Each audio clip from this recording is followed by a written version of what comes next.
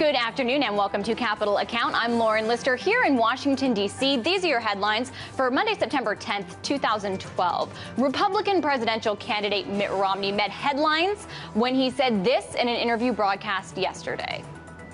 I'm not getting rid of all of health care reform. Of course, there are a number of things that I like in health care reform that I'm going to put in place. This, in the world of horse race political coverage, it seems is news because it differs from previous rhetoric of repealing Obamacare. But wouldn't you rather hear from politicians the real reasons why a trip to the ER in the U.S. for, say, a headache can amount to a $10,000 bill? That's what we think is important, and since they aren't, we will. And have we found the antidote? We'll talk to a doctor from Oklahoma who runs an independent surgical clinic and is bringing free market competitive prices to surgery. And hey, he's offering customers lower prices as a result. And patients fly in from all over the world, including countries with universal health care systems, to get surgery at his center. Plus, switching gears, former Reagan budget director David Stockman brought some sense to CNBC this morning. Take a look. He was the only one that was right about the Fed, and the Fed is the heart of the problem. We have destroyed the capital markets, the money markets. Interest rates mean nothing. Everything is trading off the Fed. He was given a hat tip to Ron Paul before going into that tirade, and he didn't stop there. We'll talk about it. Let's get to today's Capital Account.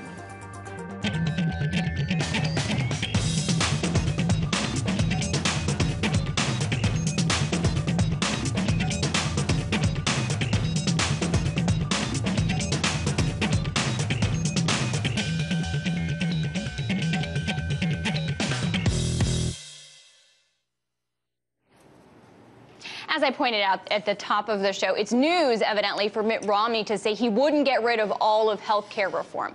But it is not news if we told you that health care costs in the U.S. have skyrocketed over the years with little to look forward to in the way of reform. That's a story we all know well by now. Here's a chart to show the numbers, though. Over the years, health care costs in the U.S. have increased from 5% of GDP in the 1960s to 17.4% in 2009. As you can see on the chart there, this is 5 percentage points more than in the next two highest countries, by the way. Now, America has great health care institutions. It has some great healthcare providers, but why is healthcare so expensive?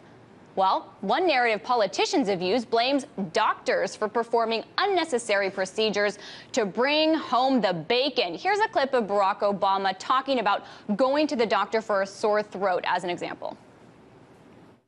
You come in and you've got a bad sore throat, or your child has a bad sore throat, or has repeated sore throats. The doctor may look at the reimbursement system and say to himself, you know what, I make a lot more money if I take this kid's tonsils out.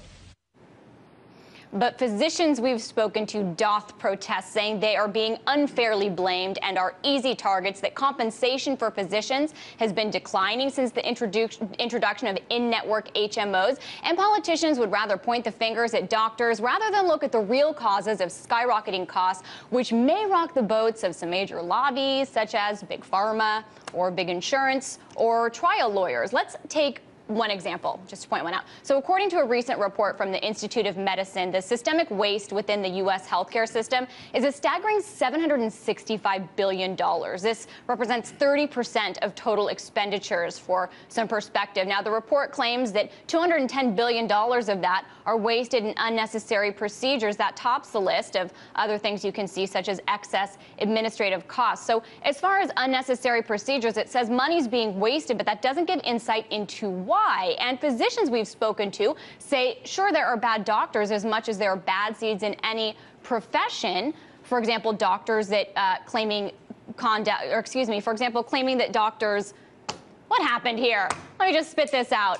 So essentially, there are bad seeds, sure. But one thing that doctors cite is malpractice risks and malpractice suits and defensive medicine that they need to practice, that they've learned over the years is the best way to cover themselves against malpractice lawsuits. So they test for every condition so that if something goes wrong, they are covered and they can say, we did what we needed to do. We were not negligent. And this is what some would say is a huge incentive for excessive testing. Now, this is just one part of the equation, but it could help to explain why a patient walks into an ER with a simple everyday headache and could go home with a bill ranging from $3,000 to $10,000, depending on the region. So nobody has a case to claim that the physician did anything wrong. In reality, that doctor could have done a good history, physical exam, and give the patient a Tylenol, from what we're told, and send him home with a bill for $200 or maybe $300 tops. Now, if you don't buy that, because I know that's somewhat of a wedge issue, as I discovered here in our newsroom earlier when we all got into an argument about it, don't worry. There are other factors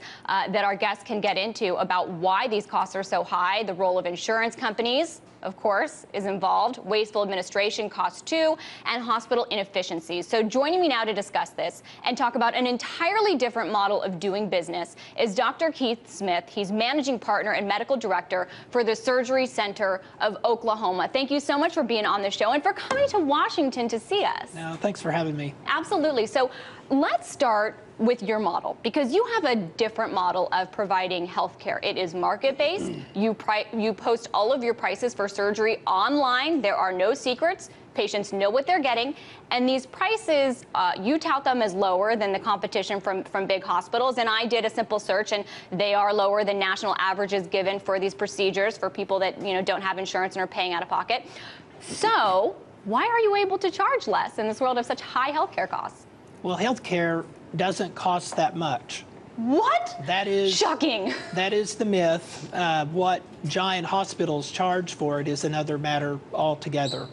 There was a woman in Arizona that had a high-profile scorpion sting for which she was charged $80,000 to $40,000 doses of a scorpion venom that a company in Mexico makes for $100.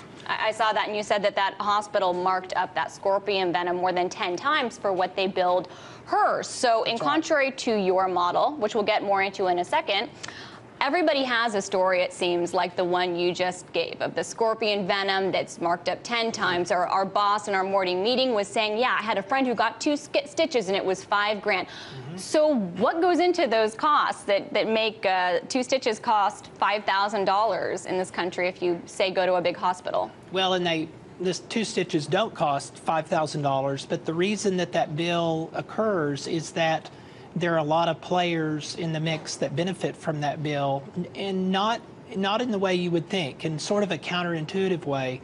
Hospitals create giant bills, not because they hope to collect it all, but that when they write off the portion that they're not paid, they can claim that as a loss, and that helps them maintain the fiction of their not-for-profit status, because most of these places are tax exempt. So to be clear, you're saying that not-for-profit hospitals actually need losses to justify their tax-exempt status. That's right. So that's one reason why they would make costs unpayable in some cases. That's exactly right. And that makes them perversely inclined to charge a person who has no ability to pay them even the highest amounts, because that's where the greatest losses come from. They also are able then to shift that loss through what's called the uncompensated care program back to Washington, where they then receive a rebate to the extent that they were not paid on those claims. So that And so is this in situations of Medicare and Medicaid that they would get reimbursed? Yes, their Medicare and Medicaid payments then the next year are bolstered with these rebates in what's called the disproportionate share hospital payments. So the hospitals are incentivized to create these gigantic bills because they get paid even when they don't get paid. The insurance companies, another counterintuitive thing, they actually want the patients to go to the highest priced hospitals because they make a whole bunch of their money on something called claims repricing. Okay, what's claims repricing? So in the instance of the Arizona woman, she had an $83,000 bill and her insurance company paid $57,000 of it. So the insurance company rode into the rescue and discounted the bill by $27,000. Well, what they don't want you to know is that they then back charge the employer's group plan a percentage of that $27,000 kind of false savings, and many times it's 35% of the savings. And a lot of the money that the insurance companies make comes from claims repricing. And if you think through so that, the insurance company is still billing for the discount that it received? yes, exactly. The Sounds discount, like a racket. It is a racket. To the extent that they negotiated a discount, they are paid for that. But if you take that the next step, you realize then they're perversely inclined to seek out the people that are going to produce the most gigantic bills.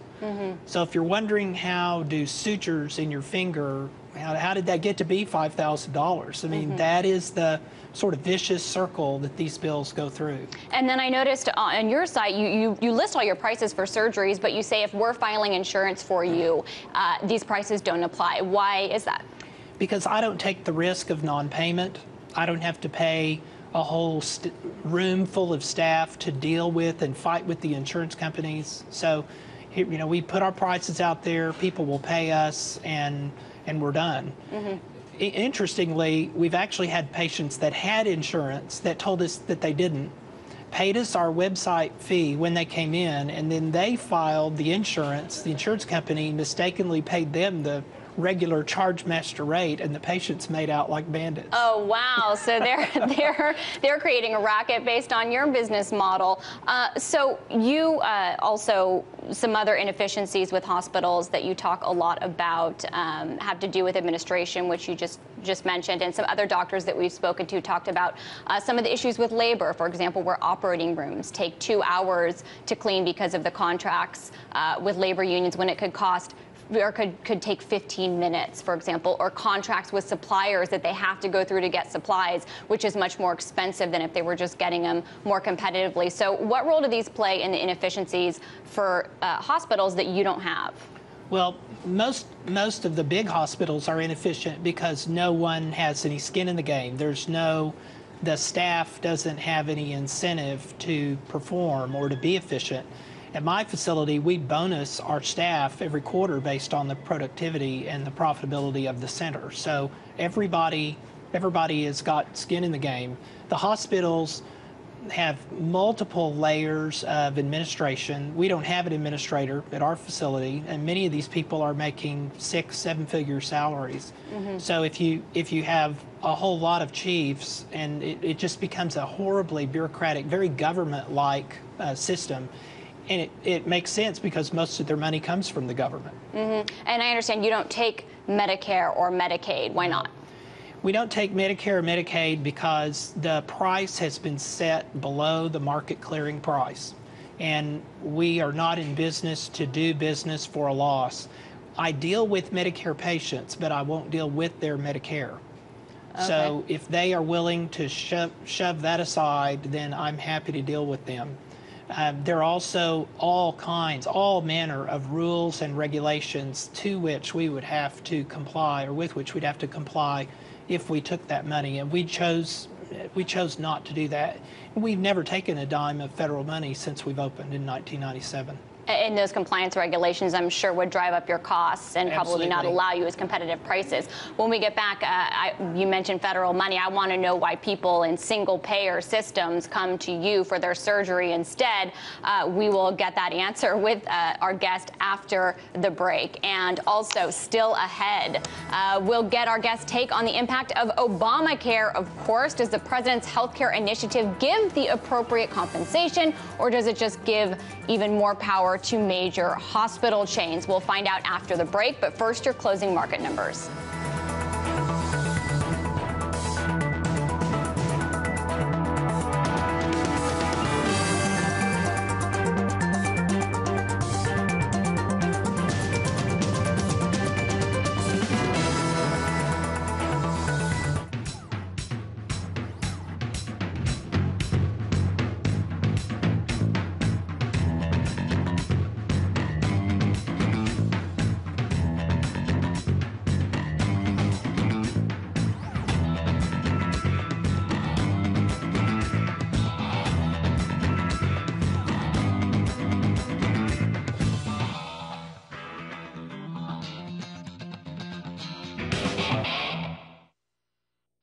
You know how sometimes you see a story and it seems so whole and complete, you think you understand it, and then you glimpse something else. You hear or see some other part of it and realize everything you thought you knew, you don't know? I'm Tom Hartman. Welcome to The Big Picture.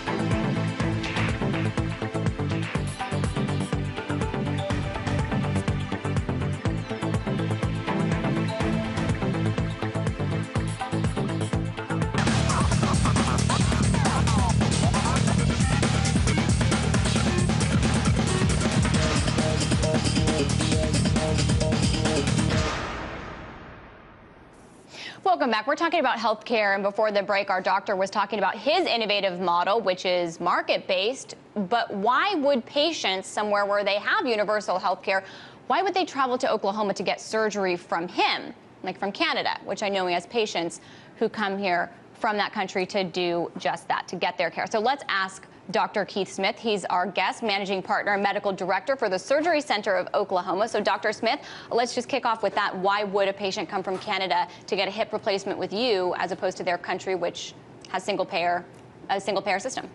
That amazed me. I know when we first put our prices online, the first people that showed up were the Canadians, and they're in long lines. They have this right to health care, whatever that means, but it's a right to hope for care. It's a place in line. I mean, that's all that they have. So when they saw our prices, they realized for a reasonable amount of money they could buy their way out of line. Mm-hmm.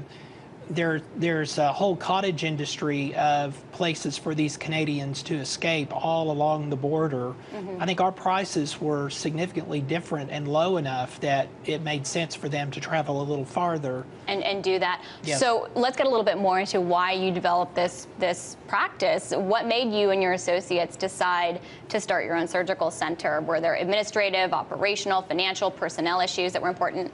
Yeah, an anesthesiologist partner of mine, he and I decided that we were tired of the way the hospitals treated us. They became very heavy-handed back in the early 90s in anticipation of Clinton's bill passing.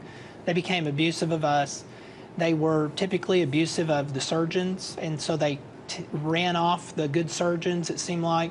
Abusive in what way? They would not get them the equipment they needed, whatever the patients needed on the floor in terms of nurse staffing. It just didn't seem like that was happening. So you wanted more control over Yes. your life, over your weren't- practice. And they weren't really that good to the patients either. So we thought we could complain about it or we could do something about it. And so we bought an old surgery center that had been operational but was struggling, and went from there. It's been quite a ride. That was in 1997. Okay, and I know your prices are lower than the competition. What about your outcomes? Do you publish your outcomes? Do you base your compensation on outcomes? You mentioned the role of profitability. What about the role of quality care? You have to be careful with outcomes because for someone who is, say, operating unnecessarily, doing something on a patient that doesn't need it, their outcomes are going to look great. So I think you have to be careful with outcomes. It's very patient specific. We actually publish our infection rate, which is a very measurable outcome predictor. For outpatient surgery centers, the other very easy outcome number is unanticipated hospital admissions. So we publish those, and other than the prices, we're transparent there too. Right, and what I understand from a doctor that checked out your website is that your infection rate is quite good. Are there differences between hospitals and centers like yours in terms of regulation? You mentioned Medicare and Medicaid type regulations, but what about others? Since we don't take federal money, we don't have to participate in the electronic medical records scam, for lack of a better word, that's being foisted on the rest of the country. And why do you say that's a scam? Because of the cost or privacy issues? If electronic medical records were a good idea, and in some instances they are in private physicians' offices, then the government didn't need to force it down everyone's throat. But that's exactly what they did. And I think that is the tool they will use, the intelligence gathering tool they will use to come up with rationing ideas in the future. Okay. So you're worried about privacy issues? Very, very much. The electronic medical records is a real scary thing. Regulation-wise, I run an outpatient surgery center, and we do operate under different rules and regulations, but we're heavily regulated by the state health department in Oklahoma, but very few federal regulations because we don't take their money. Okay, but there are state regulations so that you aren't able to cut corners in relations to hospitals when it comes to care? No. Okay, got it. And what mechanisms do you have in place to monitor the quality of services? I just hire the best people. It's a simple formula. And if we bring a surgeon in and he demonstrates himself to be something other than quality or unethical, then we kick them out because all we have is our reputation and we want those guys gone. And we've done that. And what is your business model? I know a lot of people in our audience are businessmen and they're probably quite curious. Medicine isn't something that's typically synonymous with efficiency. So how is your practice organized and how are the profits distributed, which I know you got a little bit into in terms of your incentives? It's a limited liability partnership that essentially operates like a law firm. So we distribute profits based on a look back, and just exactly like a law firm would. And if we had taken federal money, we would not be able to operate in that manner. But it's self-disciplining because the profitability of each surgeon determines whether he is at a good compensation level as a partner for the next year. So they tend to not be wasteful. They tend to be not show up late. They tend to take the amount of time they say they're going to take for the operations, and it's really self-policing, embracing that sort of market model. Okay. How do you make sure that the profitability motive doesn't detract from the quality of care motive? Well, we again have brought the right staff in and the right surgeons, and I'm in the operating room with these guys all the time, and if I sense there is any cutting corners or doing things that are inappropriate or unethical, then those surgeons don't stick around, and we just let them go. Okay, and of course, I want to know what you think the impact of Obamacare will be in your view. What do you expect the ability to be, or the impact to be on you and your ability to do exactly what you're doing now? What do you think it will provide in terms of compensation to small health care centers versus large hospitals? I think Obamacare is going to be the disaster that it was intended to be, and it's going to drive... What do you mean by that? Well, it was written to fail, and written so we'll see the sequel, which is single payer. So you think that this was actually contrived in order to fail to lead to single payer? Absolutely. Oh, yeah. I don't think there's any doubt about that now. Based on what? Well, the prices of health insurance premiums have already gone up, and it's not even fully implemented. If you look at Massachusetts' experience, the premiums for insurance there have gone wild since Governor Romney instituted his plan there. So I think they knew full well this was going to become outrageously expensive, and then people do what they do. They holler and beg, and in comes the government on the white horse to bring part two. And I think that was their intent all along. Interesting. But what about in terms of the power that this gives to major hospital change, to hospital operators, administrators? I know they benefited when this was passed in terms of how their stock prices reacted, but do you think that it will give them an unfair advantage, kind of more monopoly power over small centers like yours that may want to come up? Yeah, and of course, my center, we're trying to move completely away from an insurance model, so I hope that we're not impacted terribly from this at all. Hospitals were, and their lobbyists were a big part of crafting this bill, and they've already capitalized on it in some ways by the hostile takeover of physician practices. Many physicians are in such abject fear right now, they're willing to accept any offer. And many of these hospitals are buying their practices, only then to turn around and bill 2 to 3 times what the physician was charging the day before they sold. Interesting.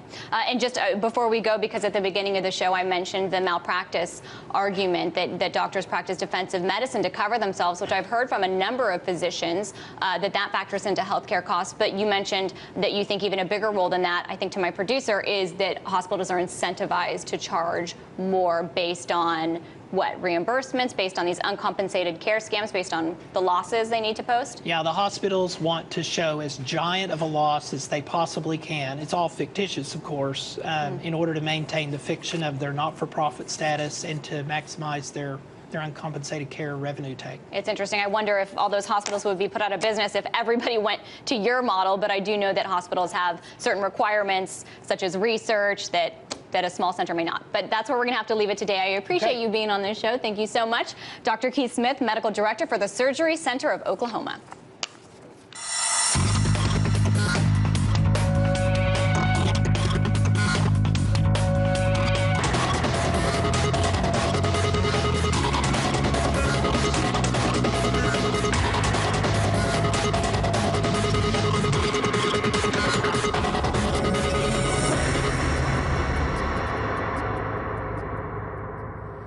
All All right, before we go, let's wrap up with a quick loose change, because we wouldn't want to miss an opportunity to hear from Dimitri Kofinas on an episode, would we?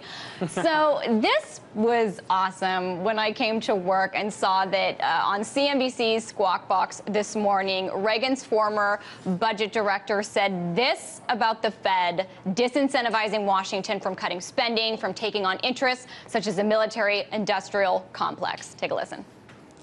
They'll never do it if you can keep borrowing free money forever, because the Fed and these lunatics who are running it, and I use that word advisedly, are basically telling the whole world untruths about the cost of money, about the cost of risk, about how you allocate capital. Wonder why we get Go David Stockman saying that on CNBC. I mean, there was so much that I could have chosen from just 1 minute of his analysis on that show that I just loved. It's so nice to see an establishment figure, a former establishment figure, saying these things on CNBC.